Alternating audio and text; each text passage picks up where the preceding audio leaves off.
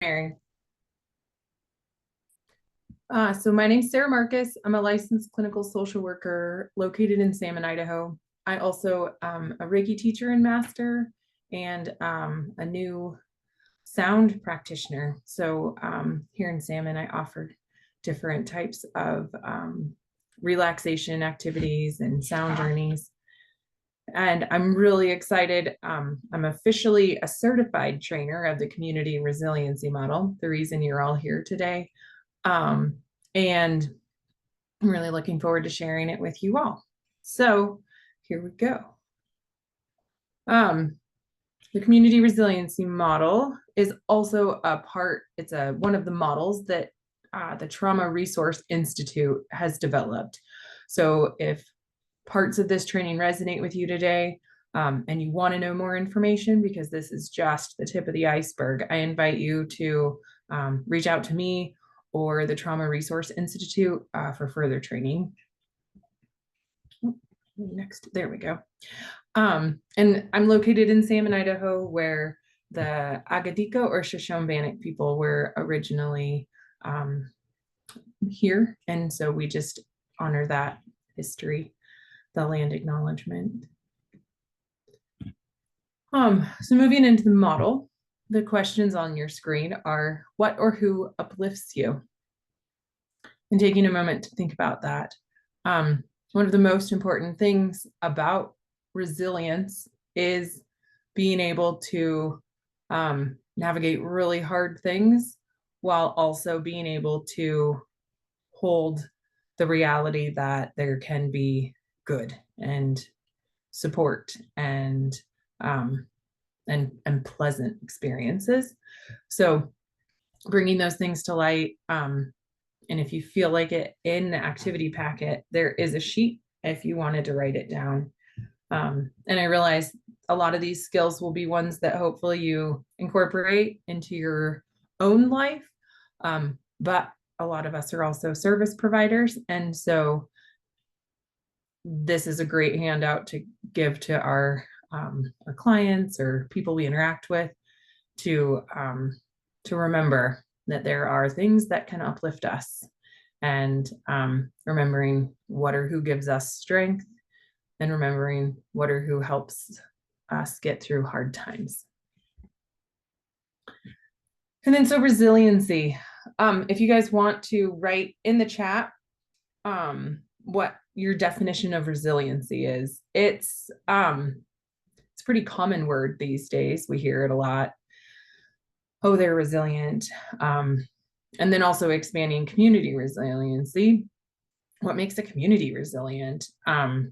Gosh, just thinking about hurricanes, I'm sure a lot of folks in the South are still navigating some challenges, and that resilience is something that they have had to dig deep to access.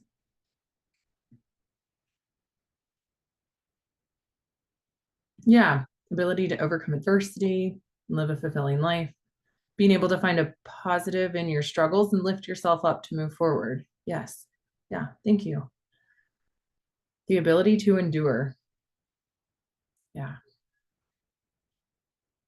Support that gets you through the tough times, faith or family or both. Yeah. Thank you for sharing. Yeah.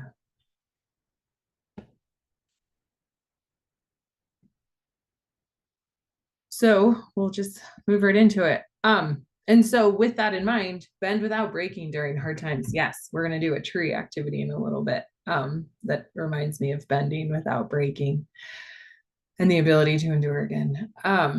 So within this model, the community resiliency model, they have, it's very similar to the window of tolerance. When I first learned this model, I was like, wait a minute, that's the window of tolerance. But I've come to really enjoy the resilient zone. And they also refer to it as the okay zone. So it's the zone between the blue lines when we can navigate life's waters within our capacity to function in our most optimal way. And so with life, things get hard. And we can navigate even the hard things, the sad things, the excited things within this okay zone. Then things get really hard sometimes, and we get bumped out of our resilient zone, and we experience high levels of distress in what they call for this model the high zone. And then there's also the low zone. And so the more I've gotten to know this model and the more I've shared it with people, it's amazing how many of us, myself included, can easily get stuck in the high zone or the low zone.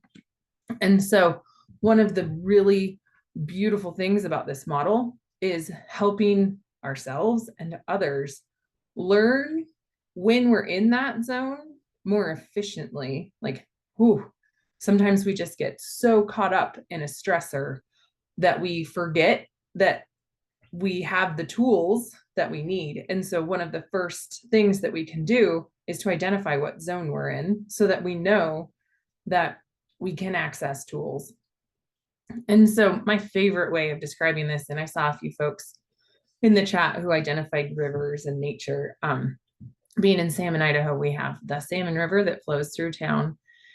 And I like to think of the resilient zone as a river, and regular flow, stable flow, manageable flow is that resilient zone. When it can go up and down, it can fluctuate, but it's not causing damage or flooding.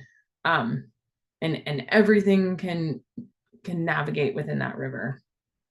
And then high water comes in the spring, usually around here.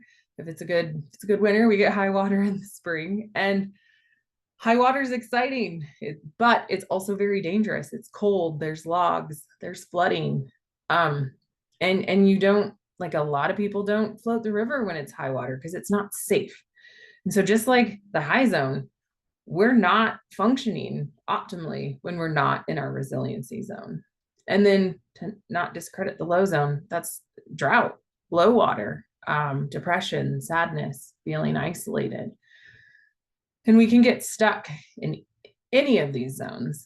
And the most important thing is our awareness of which zone we're in so that we can use tools to shift back into our resiliency zone. The other really fascinating thing about the resilient zone is that when life gets really heavy, our resiliency zone can get smaller. But the more we use our skills and our support systems, our resiliency zone can then widen again. And so another just awareness piece is being able to be able to identify when our resiliency zone is really thin. It seems like a lot of people I've been interacting with lately this fall, in particular, with all sorts of things happening in like the natural events, and then we've got a political climate that is being navigated. People are just under higher stress. So I would feel pretty confident saying that the majority of us are dealing with a smaller resiliency zone lately. And then also having that compassion for others and ourselves, with the awareness that when our resiliency zone is smaller, we just get bumped out so much easier. So identifying your zone, I invite you to take a minute and think about where you are in this moment. And if you feel like sharing it in the chat, great. Otherwise, just make a mental note of where you are in your zone. And you can also do it on a scale of 1 to 10. So like 0 to 4 is in your resiliency zone, and then anything under negative, so like 0 to -4 is low, and then 5 or higher is in your high zone. And also using scales like that can be really helpful for ourselves and when we're sharing these tools with others to have a really tangible way to measure progress. And so my hope is that by the end of this training, you'll be, if you're not in your resiliency zone, you'll be in it or closer. Thank you for sharing. And so one of the other, oh, I'm so glad you ladies are here. um, Common reactions connected to our well-being. So being able to know when we are in our zone is so helpful, because it's so easy to get bumped out of our zone with life and stress and work and family and pets and all the things. We just get bumped out of our zone often. And the other really beautiful thing with the resources that we'll practice in the next time together is that the more awareness you have for what it feels like to be in your zone, the easier it is to say, ooh, I'm not in my zone. I'm going to reach for a skill. And so as you look at this list, when we are in our resiliency zone, we have easier accessible, it's easier to access our strength and courage, joining with others, coming together with a joint purpose. It's easier to access gratitude. That doesn't mean it can't also be a skill when we're not in our zone. Advocating for others, appreciation of loved ones, hope, increased faith, wisdom, compassion for self and others, forgiveness, transformation. And if that's a pretty good list, but I'm sure there's things on there that we've missed. And so if there's one you want to share, I invite you to do that. But just really noticing in this moment, take a breath and picking one or two that you're like, oh yeah, when I'm in my zone, I really enjoy experiencing greater compassion for myself or others. And so going from the pleasant to the not so pleasant, the 3 levels of stress. And so the other really important thing about the resiliency zone is that when we're not in it, we get back in it, because toxic stress is so hard on our bodies. So ongoing and relentless to the body, are mentally, emotionally, physically, spiritually, ongoing and relentless body responses to intense stressors, prolonged activation of the stress response systems in the absence of protective relationships and other protective factors. And so that's the kind of the chronic stress that we see so many of our clients experience, and our coworkers and ourselves sometimes. And so really being able to notice what level of stress you're navigating. And if you are in the toxic stress, or you're working with someone who's navigating toxic stress, really, really just using that awareness to slow down and to provide a lot of space and compassion as we're navigating the difficulties of life. And then tolerable, time-limited stress response results in short-acting changes. Balance returns with help from support system and other interventions. And then so positive stress, body responses to a mild, moderate stressor. I'd say I felt this right before we turned on Zoom. I'm still learning how to feel comfortable on in different things like this. Brief stress response increases heart rate, blood pressure, hormone levels. Balance returns quickly. So already feeling more regulated. I'm super grateful you're all here.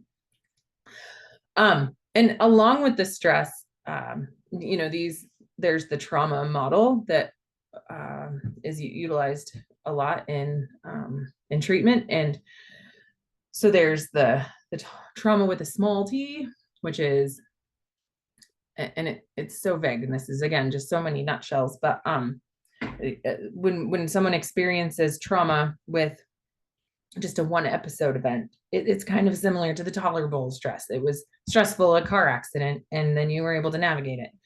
But say, like, going back to like Florida in the South, well, and the other states too, that toxic stress of like not knowing when another hurricane is coming, and not knowing when things are gonna shift again, and when your safety is going to be restored with the storms. It's very stressful to our bodies and our whole systems.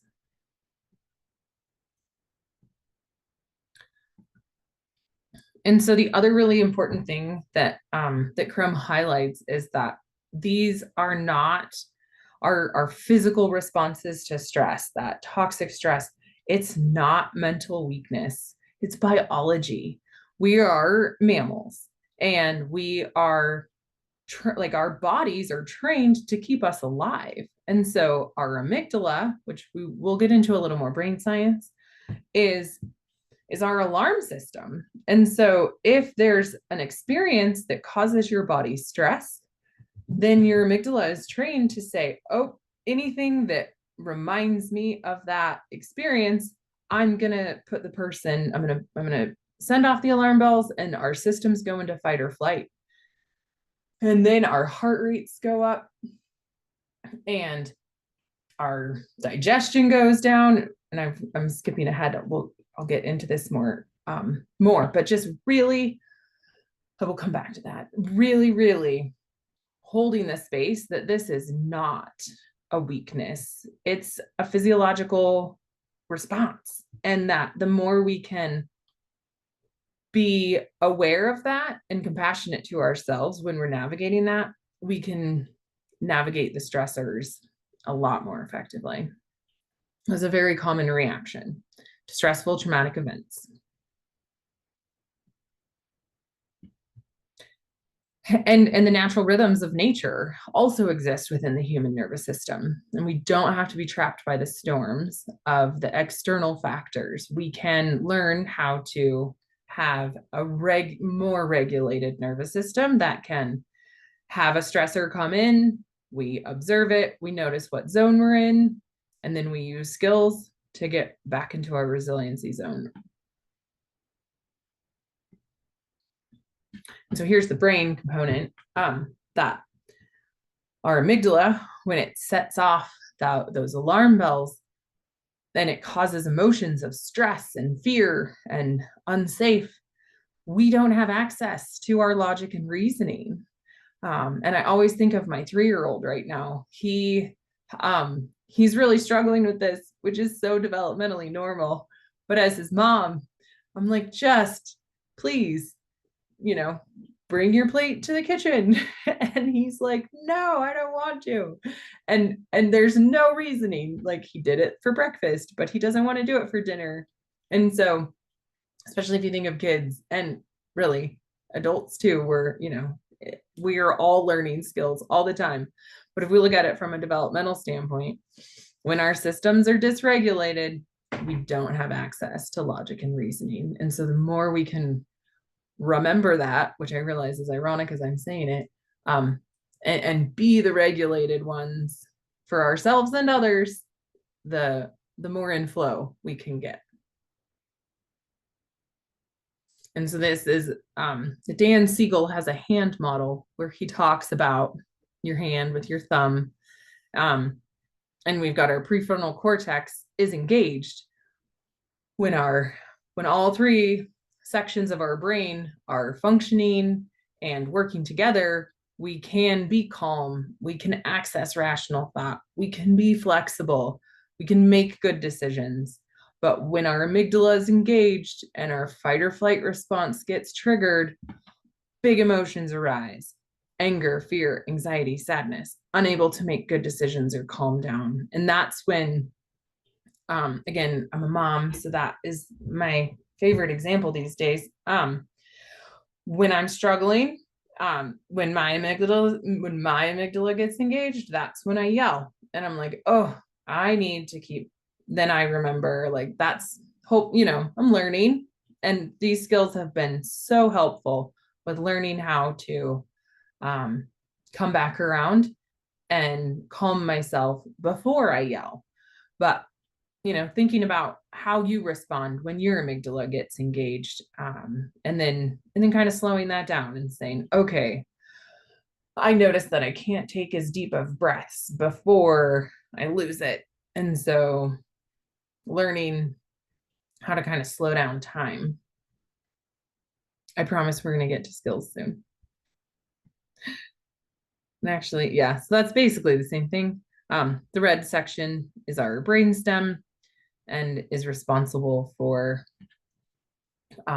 the amygdala and managing sensations, and then the limbic system, emotions, feeling, and then our prefrontal cortex is our logic and reasoning. And the neuroscience is so impactful. And this again is just really what happens when our survival responses are triggered. Survival responses are automatic responses that occur during times when we perceive a threat. Perceive is really important. If the environment is threatening or perceived to be threatening, the person may live in a constant state of distress. So we respond instinctively to survive because it has kept us alive thus far, but it's not always helping us. This can reset the nervous system, so even small reminders can release an autonomic survival response.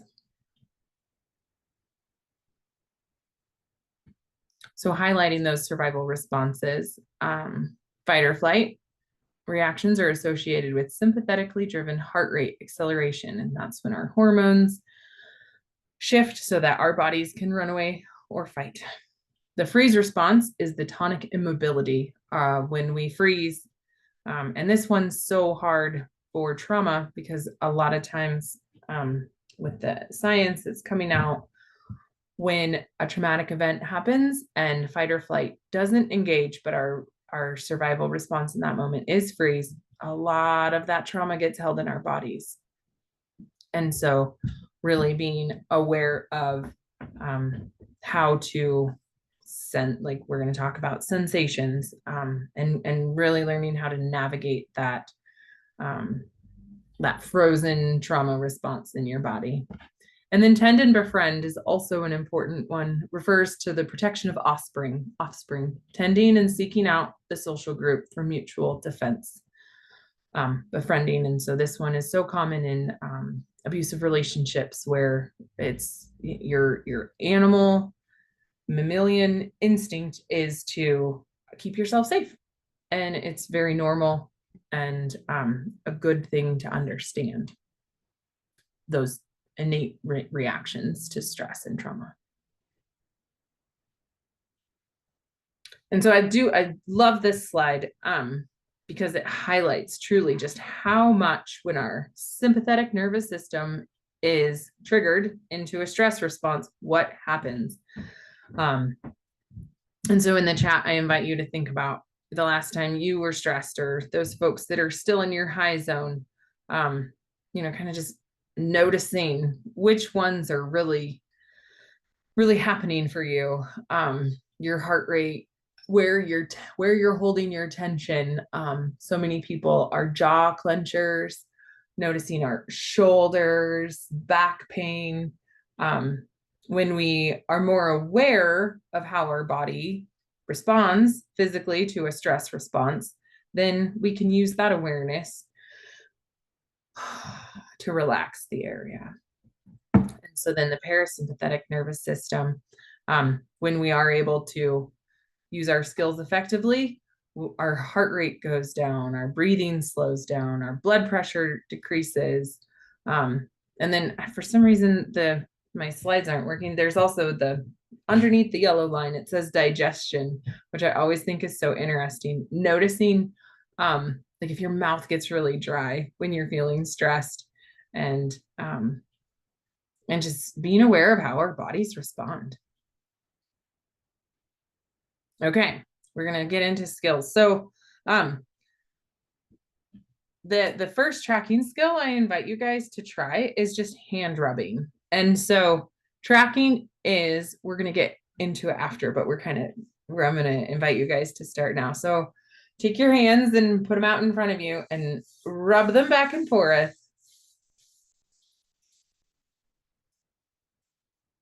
And as you're doing this, noticing different sensations in your body.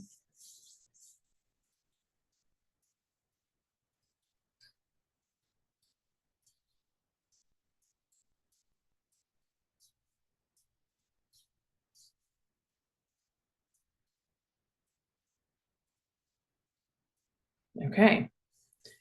So now feel free to unmute or write down in the chat what you were noticing.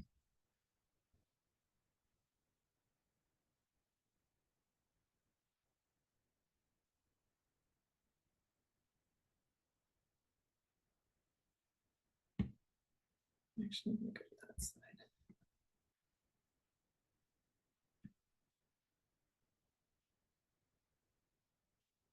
Nice. Okay. Chill run up your spine. Thank you for sharing.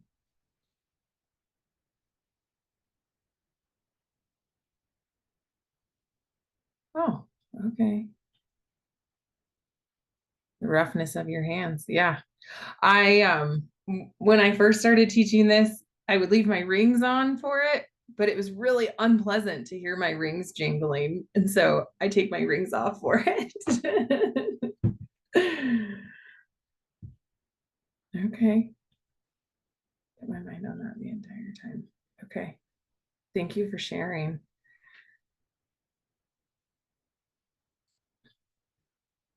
Yeah, it did get warm. My hands got warm and the tingly. And so tracking is our first skill. And the idea is that when we learn how to engage with our body in a more intentional way and really slow down, and as simple as it was, that tracking, um, it helps us know what's going on in our bodies.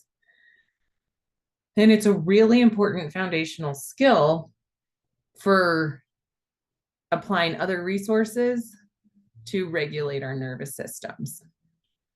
And so on the screen right now, learning sensation words. And so really just kind of adding increasing your vocabulary. And these are all words we've probably used. But just kind of really expanding your sensation words so that when you're experiencing a sensation, you can kind of get to know it a little better and understand it on a more intimate level.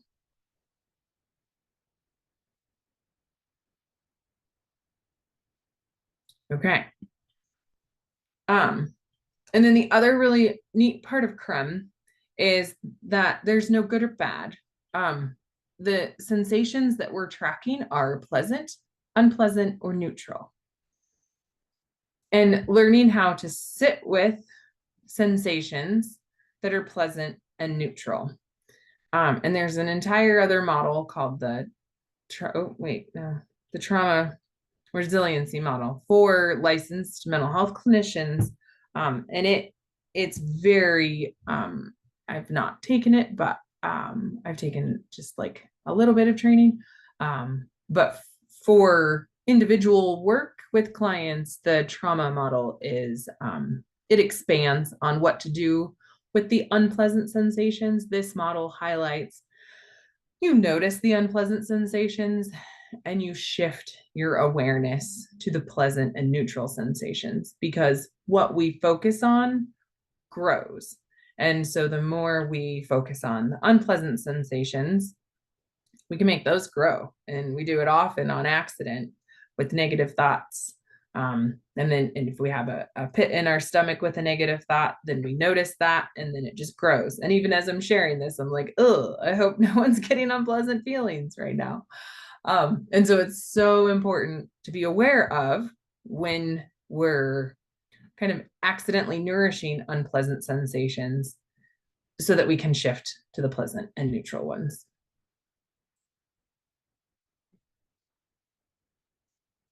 And then other fun things, I'm a big yawner. When my shift when I can feel my nervous system beginning to regulate and getting back into my resiliency zone. And so noticing what happens in your body when you're getting back into your resiliency zone, or getting lower if you're stuck in high, being aware of that, and at least just getting as regulated as you can. Or if you're stuck in low, trying to get as close to the resiliency zone as possible. Okay. Our second skill is resourcing.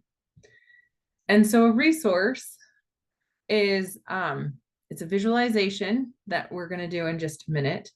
But first, I invite you guys to just notice this photo. One of the best ways to learn how to develop our sensations vocabulary is through identifying a personal resource, then noticing sensations on the inside. And so we're kind of habit stacking per se with these skills. And just the laughter. If you guys want to type anything in the chat, I invite you to do that. Just kind of like, it would be fun to be at that table. They look like they're having a great time. Or maybe not, if social groups aren't your thing. That might be unpleasant for you. Just notice that.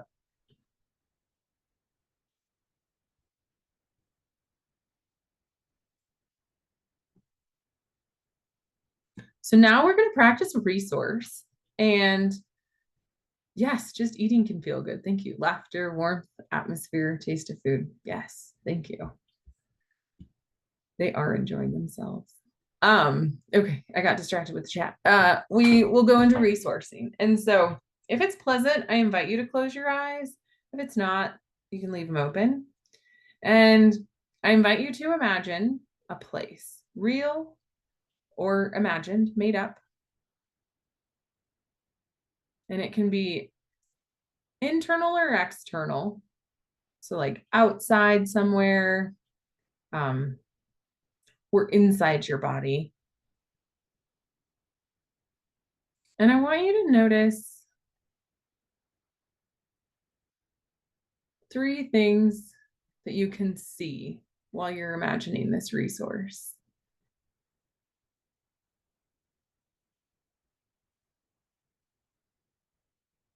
And next, I invite you to imagine 3 things you can smell.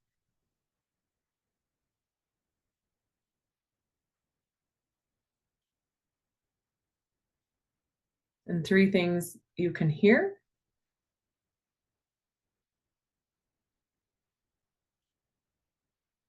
And 3 things you notice in your body that are pleasant or neutral.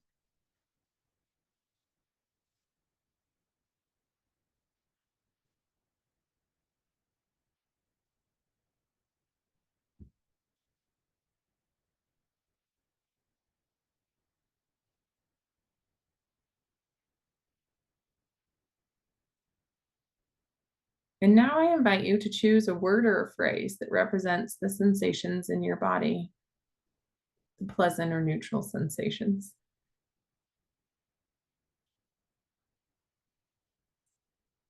And you kind of bring your awareness back to your screen. So thank you. So that's a resource. And it seems so potentially simple, but the idea is that I also invite you right now to check in where you are in your resiliency zone. And my hope is that you're more regulated. You're either closer to the resiliency zone or in it. And then just kind of notice that shift. And the other really beautiful thing about the resiliency zone and in this particular resource is that when we practice it before we get bumped out of our zone, yes, tears are so healing. Thank you. But also uncomfortable sometimes. I'm going to come back to that. So the resource in particular, when we practice it, when we don't need it, or we're not bumped out of our zone or in distress, it is so much more helpful when we need it.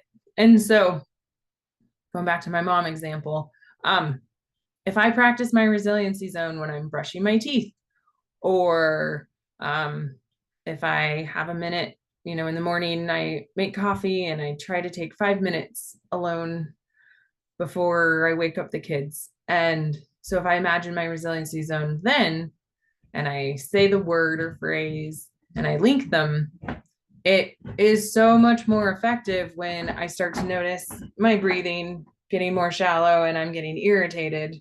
And then I can use my resource. I can imagine my resource, my place. I go to the river. I can imagine that place and get myself regulated. And sometimes it helps me not yell. Not all the time, but more often than not when I use it regularly. um, and then there was a message that they were feeling peace. And then I started to tear. And so tears are very beautiful and healing, but they can also be dysregulating.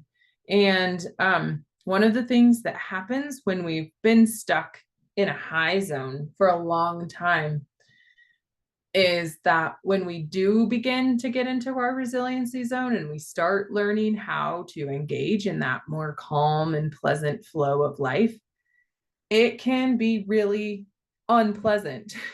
And so, just a very normal part of healing that's such a nice reminder for ourselves and the people that we work with, that when we start to heal and we start to have kind of deeper, more intimate connection with ourselves on an emotional level, we can access things that we've kind of numbed for a long, long time. And it's not always fun, but it's really healthy and important. All right, so we did the resourcing exercise. And then, so grounding. And this one's kind of funny because so many people, well, not so many, but grounding can be, you can ground someone if they don't listen. So that's not so pleasant. And so if grounding is unpleasant when you hear it, choose a different word. Or if you're working with someone and you're like, let's do a grounding activity, and they're like, nope, then try to find a different word. Because truly, it's direct contact of the body or part of the body with something that provides support in the present moment. Gravitational security is the foundation upon which we build our interpersonal relationships. If our relationship to the earth is not safe, then all other relationships do not develop optimally. When we are grounded, we have a sense of self in relationship to present time and space. We are not worried about the past or future. And so if we look at it from a mindfulness lens, yes, barefoot on the earth is so nice. Thank you for sharing. When we are able to have that sense of support and feel secure, it gives us a really, really nice foundation for when life becomes unmanageable or perceivingly unmanageable. Yes. Okay.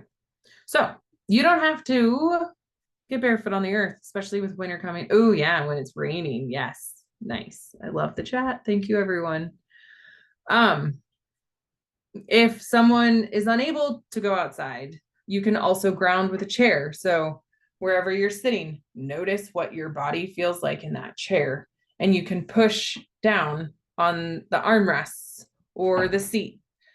And that can kind of create that grounding experience so that you can feel supported by whatever is underneath you. Another really nice way to ground is by going outside and like stomping.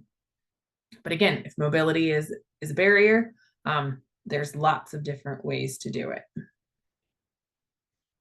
And I'm always impressed with the people I work with when I offer, ideas, and then they come up with something that's just perfect for them. And so always, giving ourselves more credit too, to come up with one that really resonates with us. And if we're sharing this with someone else, supporting them to find the one that really resonates with them also. So grounding exercise like a tree. I told you guys, I hoped you would be regulated after this. So we're just going to keep going with practice. So again, if you're able and comfortable to, I invite you to close your eyes.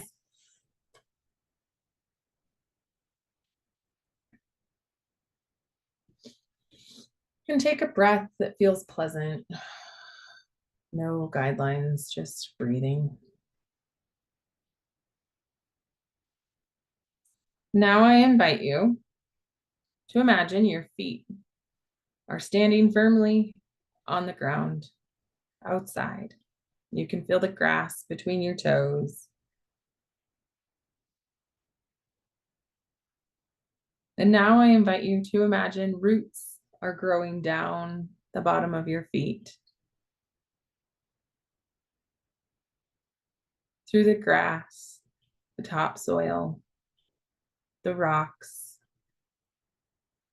the water, crystals.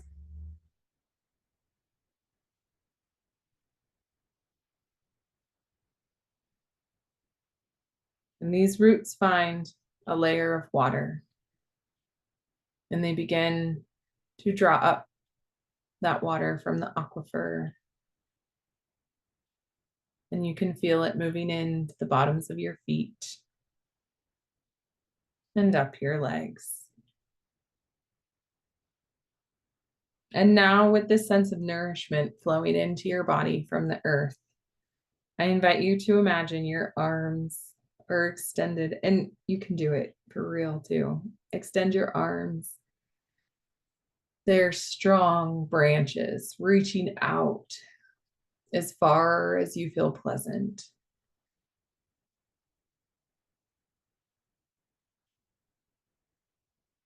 And you can imagine as many branches as you want with whatever kinds of leaves come to mind.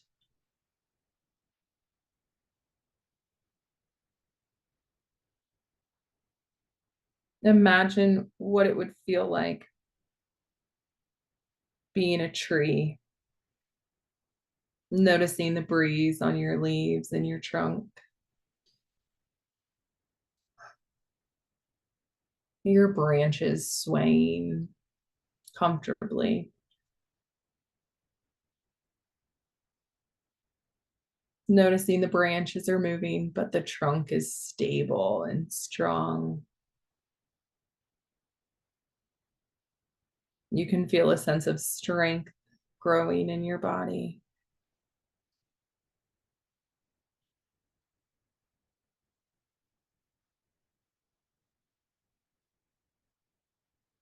And now I invite you to bring your awareness to your entire body as a tree. Being aware of the pleasant sensations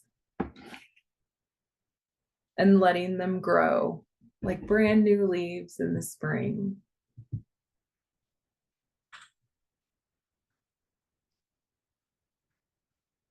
And while you're in this place with the tree, I invite you to take 3 breaths.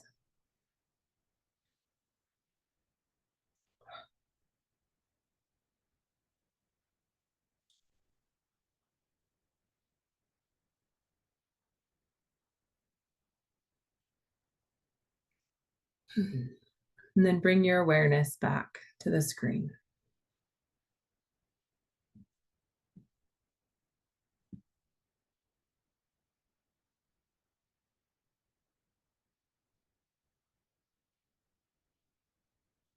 And then I invite you to share in the chat or unmute. Cool. How that felt for you. Thank you for sharing. So this one can be so regulating because we can access that kind of that strong foundation that the earth can provide. Nice. The sun helped you out. I love it. Thanks, Debbie. Thanks, Lewis, and Crystal, and Evelyn. And that a more simple version of that, I enhance it because I can't help myself. But a more simple version of that is in your activity handout. And yeah, and so I invite you to check into your resiliency zone again and kind of notice where you are. And one of the, yes, and yeah, this is reminding me to do these techniques. And I'm assuming the majority of us in this group right now have done mindfulness activities and you've listened to guided meditations, but the power of doing them consistently is so powerful. Not to be redundant, but the importance, the benefit, the value of using these skills on a regular basis really helps us stay in our zone and get back into it when we need to. So yes, you're welcome for the reminders. All right, we've got a few more skills. And I know, man, time flies. I know some people need to leave at 1, so I'll save the help now skills for like the last half hour and kind of just do a little like 5-minute recap and then keep going. And so gesturing, so we still have gesturing and then help now. And so help now are also just and there's a 3-page resource in the links from the webinar also, and that 3-page creme is my favorite. I print it in color. I give it to everybody I interact with, and I give them the example of the resiliency zone, and then resourcing, grounding, the gesturing, and then the help now skills. And help now skills are just like quick ones. Notice 5 colors that you can see in the room. Put your hand on your heart. Well, actually, that's gesturing. But you can also do that as a help now skill. Drink a glass of water. So we'll get into those, but just for the people that have to leave at 1, those are the ones that you're going to miss in detail. But they're also just quick, get yourself regulated as fast as you can and when you need to, so that you can access the tree or your resource, because it takes just a little bit longer. And it honestly takes a little bit of regulation to be able to get into that place.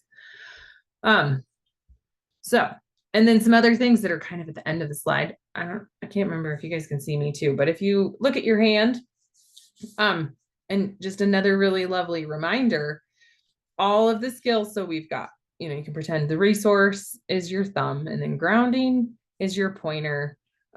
Gesturing is your middle finger. I think that one's always funny. And then the help now skills are your last 2 fingers. And so just all those little reminders that we need when we can't access our logic and reason, that you do have skills and you do have a really beautiful toolbox of things. And just, kind of imprinting those too. Like when I look at my hands, I can remember that I have skills. And then picking your favorite ones. And that's kind of what we're going to do again in the last half hour, is trying out your favorite ones. And then kind of bookmarking those for when you need them.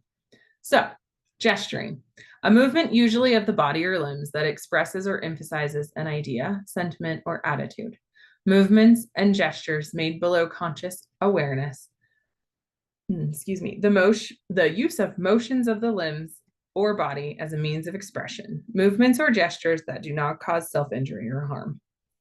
So gesturing is just so comforting, and we use it without even knowing it sometimes, especially. So like this woman having her hand on her heart, like, we can, if we're scared or sad or excited, we do it automatically. And so just in this moment, I invite you to notice what gestures you already have in your toolbox. And then we're going to build on that. These ones are so fun. I'm obsessed with Ted Lasso. I think I've watched it twice now when I have time.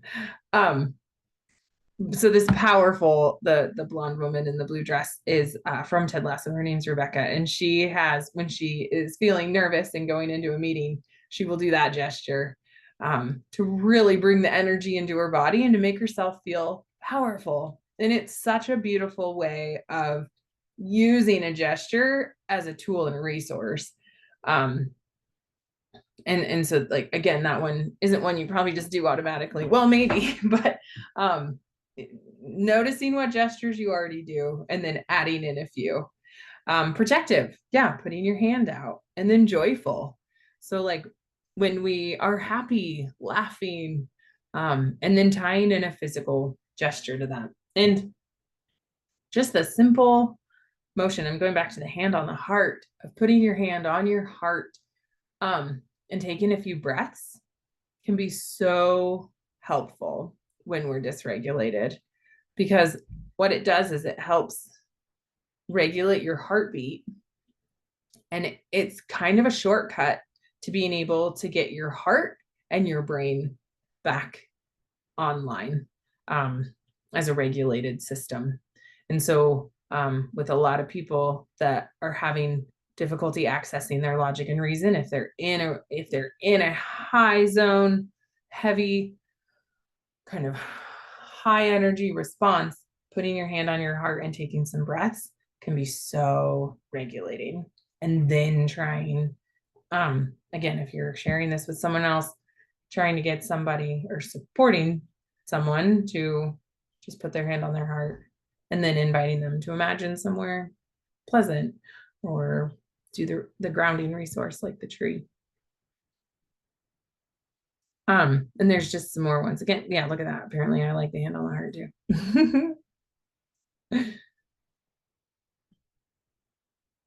And prayer, universal spiritual gestures. They're interwoven in our culture in so many beautiful ways. Holding hands. Okay, so this one's kind of fun. I invite you now to try a gesture. And so obviously I showed you a few, but just kind of notice what your body feels like. And if you want to shut off your video, you can, so that the gallery can't see you if it feels more pleasant. But on the count of three, we'll just kind of do a resource or a gesturing. So 1, 2, 3.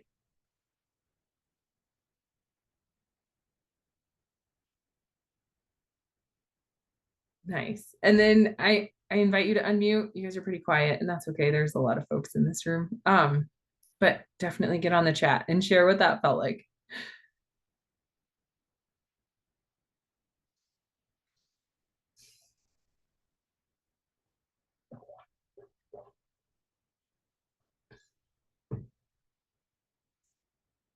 Safe. Thank you, Julie. It is releasing. Yeah.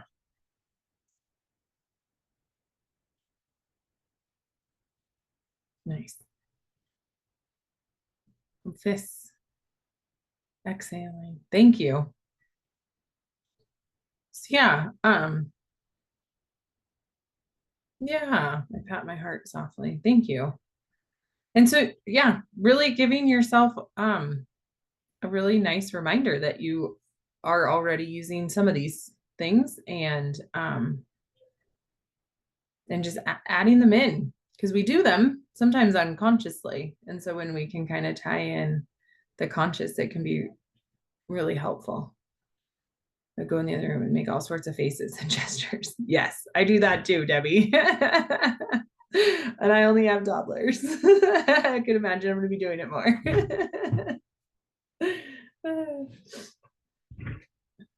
Thank you.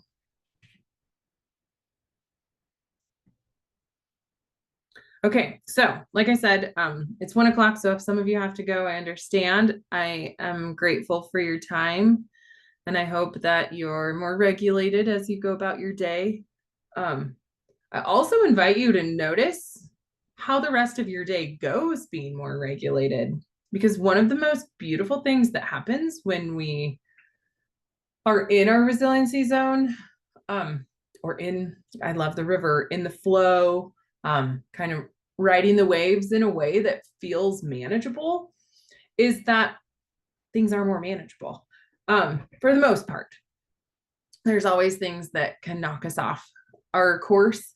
But I always really, going back to the river, if you think about using the skills when the river's calm and not too overwhelming, so that when you get into the rapid, you're able to navigate it in a way that feels manageable. And again, that doesn't mean that rapids aren't uncomfortable and scary and that life challenges happen.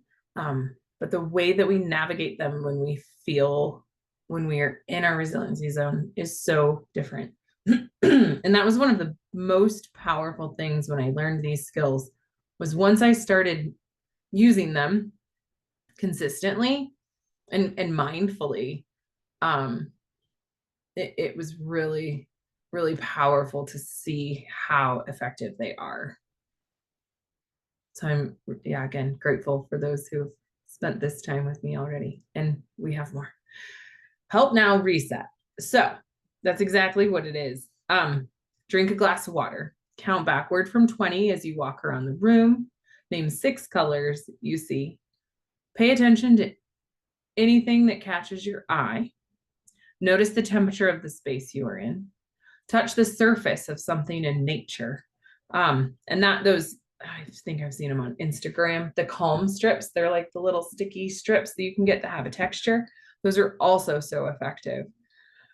If you can't get out to nature quickly, just noticing a texture that's that's noticeable. Oh, there we go. If you're inside, notice the furniture and touch the surface. So if you, excuse me, don't have one of those little calm strips, you can go touch something that's different than where you are, and really notice it, and then go back to those sensations. What does this feel like on my fingertips? And then notice what that feels like in your body. My favorite example of this, and I hope nobody gets, well, is chalkboards. Like, oh, that sensation is so unpleasant. And so you can really notice how dysregulating that can be, or like nails on a chalkboard. And even just saying that, I can feel the sensations in my body shift. And so the more you kind of engage with this dialogue and pay attention to your sensations, then how pleasant it is when you're like, oh, I want to imagine the softness of my favorite blanket. That's much more regulating than nails on a chalkboard. And just the simpleness of imagining those very two different sensations can have very different physical, well, sensational responses in our body. Oh yeah, so I didn't finish these. So notice the sounds within your space, push your hands or back against a wall, walk around and pay attention to the movement in your arms and legs and your feet making contact with the ground. And so with this one, I invite you to, we're just going to kind of practice all of them because it's fun. And so grab your water and take a drink and give me some pointers in the chat.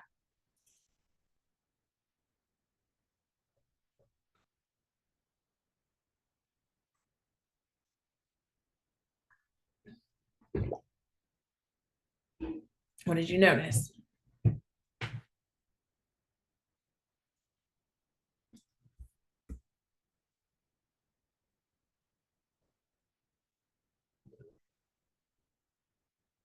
Okay.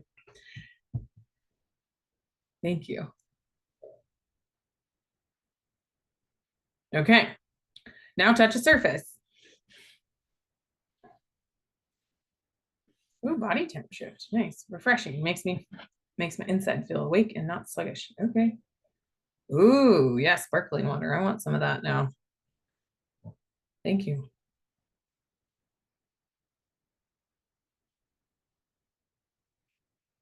All right. So touch a surface.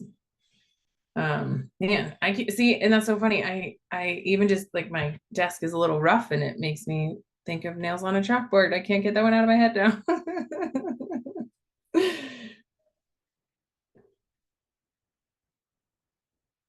Which is also kind of another really important component of why we're, yes, yeah, smooth, cool, slippery. the reason we notice sensations is, and I know I said this, but kind of just going back to it because it's such an important skill and like physiological response. What we pay attention to grows. And so when we're experiencing something extremely unpleasant, if we pay attention to that, we nourish it on accident. And so all of these skills are just a multitude of ways of shifting to something more pleasant and neutral. And so there are days where, you might have to go through all of the help now skills before you can get yourself regulated enough to go and do a resource or to ground like a tree. And that's okay. But we're practicing them now so that you have the experience of that.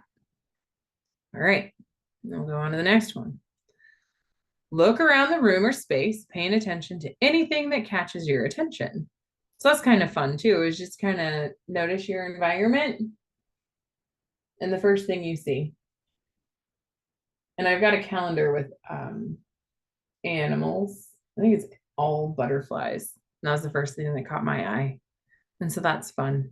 And then when you're doing it, then you can also like, oh, I'm going to add in a really pleasant memory of butterflies. And you can kind of like enhance your resources as you do that. So looking around the room and pay attention to anything that catches your eye.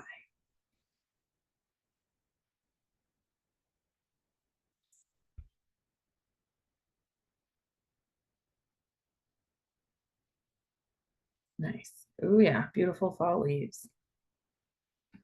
Another resource that I don't have a slide for. Oh, popsicle stick snowman. Sweet. Thank you.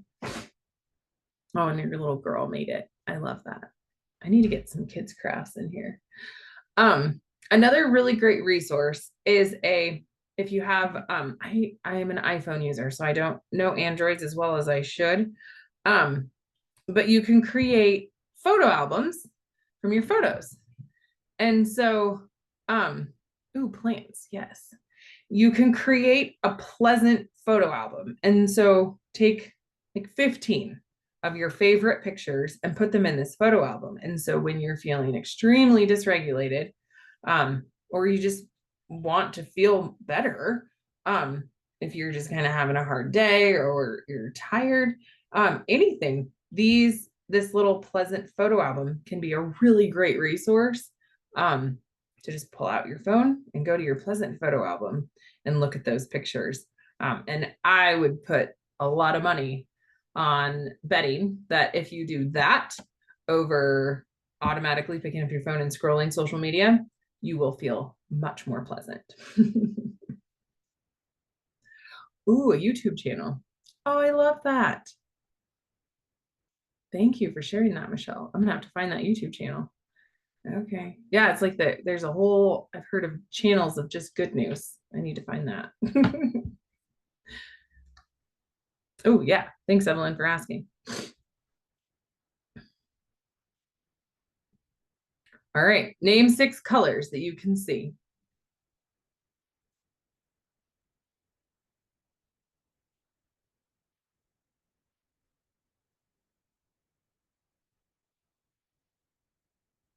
And then to take that one further, you can notice which colors are more pleasant.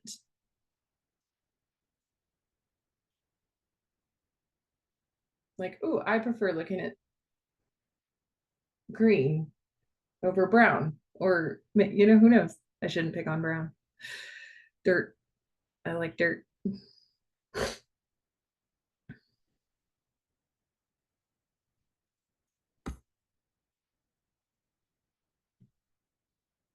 All right. Count backwards from 20.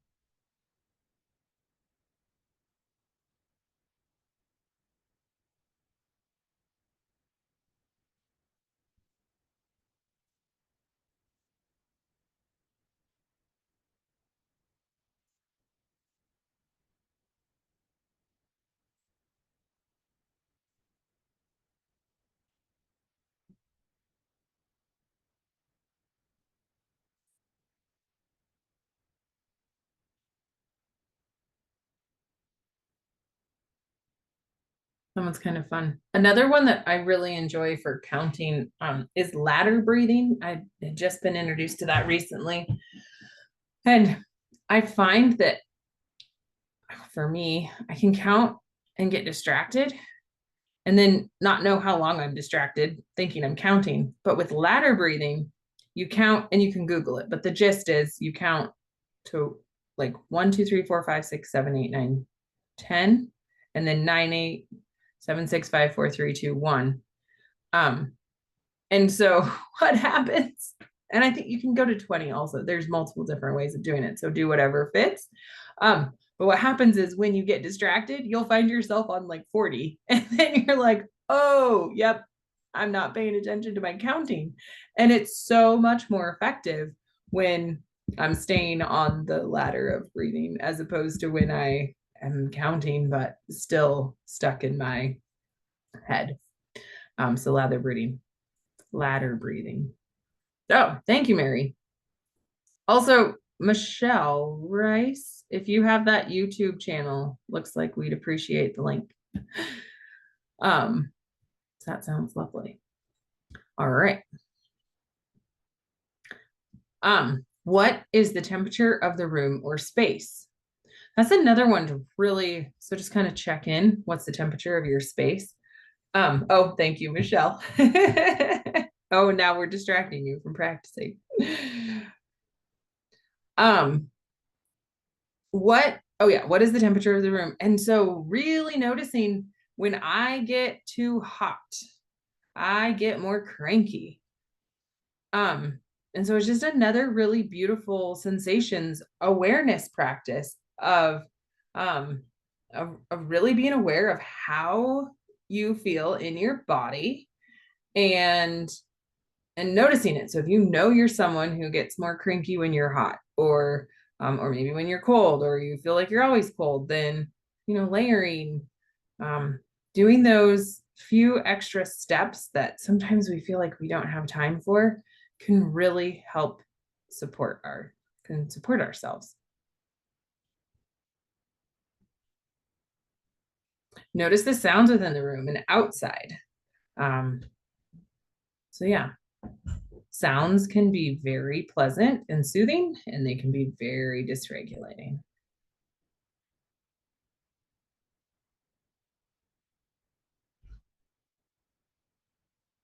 Oh yeah, irritable and lazy. Yeah. Yeah. Staying awake can be hard when it gets warm too. Yeah. Thank you for sharing. Oops, I think I skipped. Oopsies. Oh no. Sorry. Walk around the room and notice feet making contact with the ground. So if you're able and motivated to, you can get up and walk around your room and just notice what it feels like to be aware of your feet making contact on the ground. And then push your hands against a wall. I was pleasantly surprised how effective this one can be. It's just so helpful because one of the things that happens in our brain when our amygdala has thrown us into fight or flight, or freeze or tend to befriend, when our amygdala has thrown us into a stress response, we just get disconnected from our bodies. And so the scientific reason that these are effective is that they get us back in our body so that we can re-engage our nervous system so that we can access our logic and reasoning. Oh, perfect. Thank you, Sandra. I'm glad that was effective.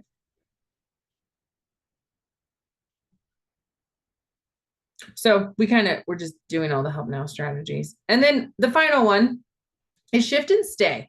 And it's obviously all of the resources that we just went over, but it can be really, really pleasant when you are feeling just slightly dysregulated or extremely dysregulated to shift into a resource, pick whichever one you want, and then stay there for longer than you think you need.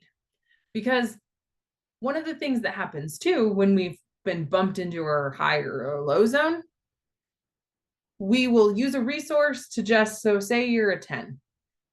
You'll use a resource to get down to an 8. You're like, okay, I'm feeling better.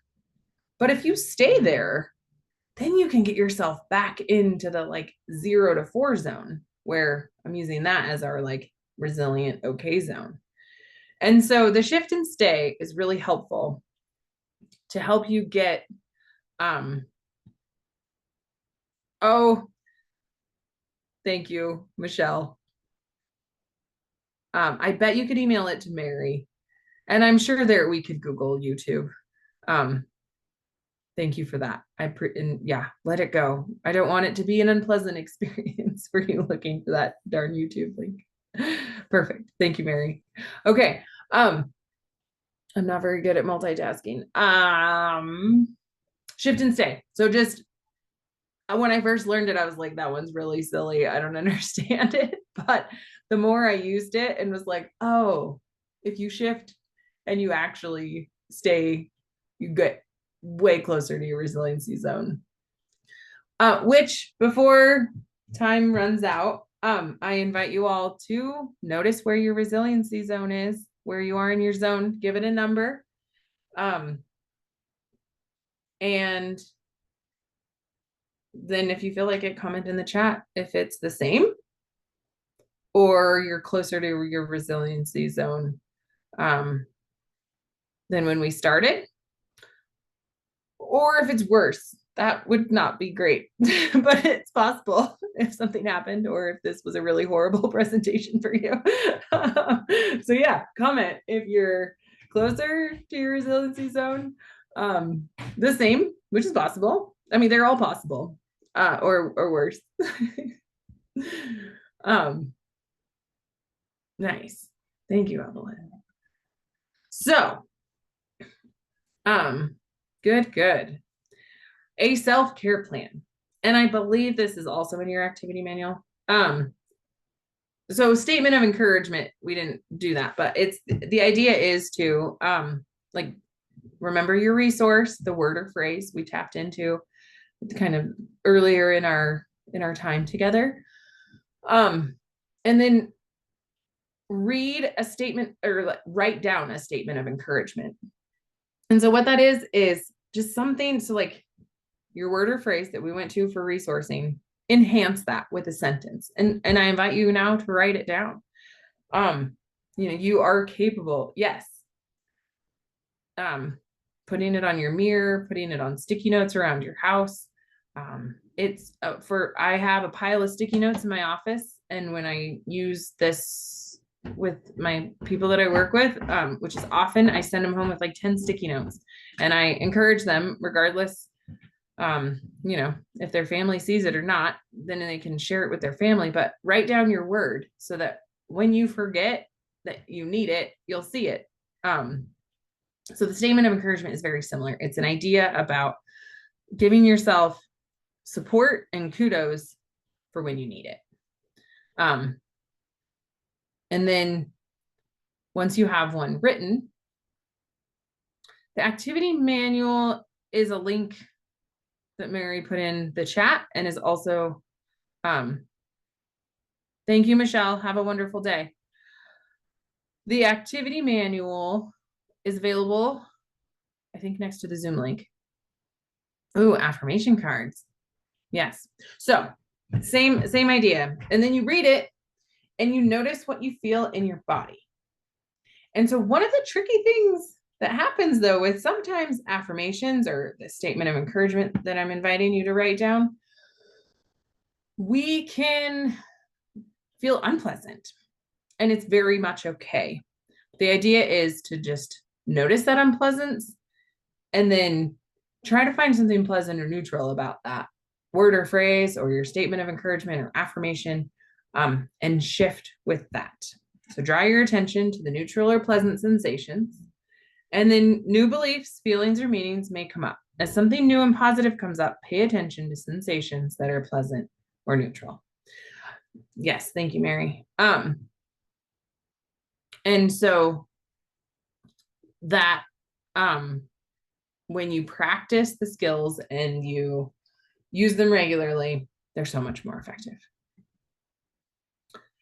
And then I must have deleted that slide. There's also, so just thinking about ways, thank you, Katie.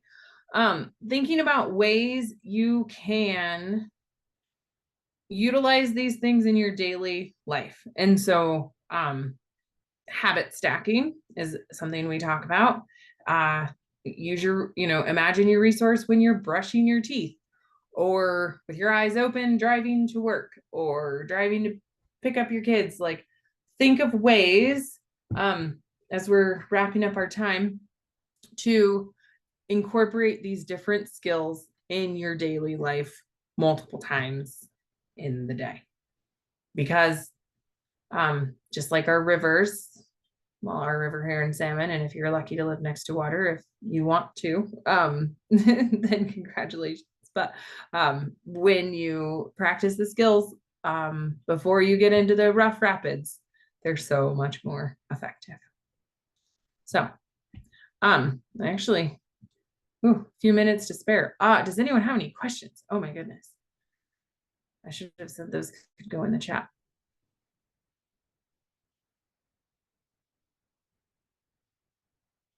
Okay. I am so grateful. Yes, or email me. I am so grateful for the time that you have joined me today, and I hope you all have a much more regulated afternoon and week. And there's my contact information in the chat. My business, my private practice is White Horse Healing. We're in Salmon, Idaho. And there's my email. Thank you, everybody. I hope you have a beautiful day. Thank you so much, Sarah. That was really wonderful. I'm so relaxed right now. I don't even know what to do, honestly, which is great. Everyone, you're going to find your evaluation, an email with the evaluation, the survey in it, in your inbox. I'll send it to you within an hour. And I thought I had it on my cheat sheet and I can't seem to find it. So I'll send it out to all of you. If I get an email from Michelle with that YouTube channel, regardless of when I get it, I'll send it out to everybody who attended. And oh, I have to say thank you again, Sarah, because it was wonderful. And also thank you to our American Sign Language interpreters, Fran and Lauren. If you have any questions, use our Empower Idaho email. Eden will put it back in the chat. And the slides and recordings will be available on the website in a couple of days. And I want to thank you all for attending. What a wonderful presentation and something we can all take away with us for helping us out in the future. Yes. So have a great day, everyone.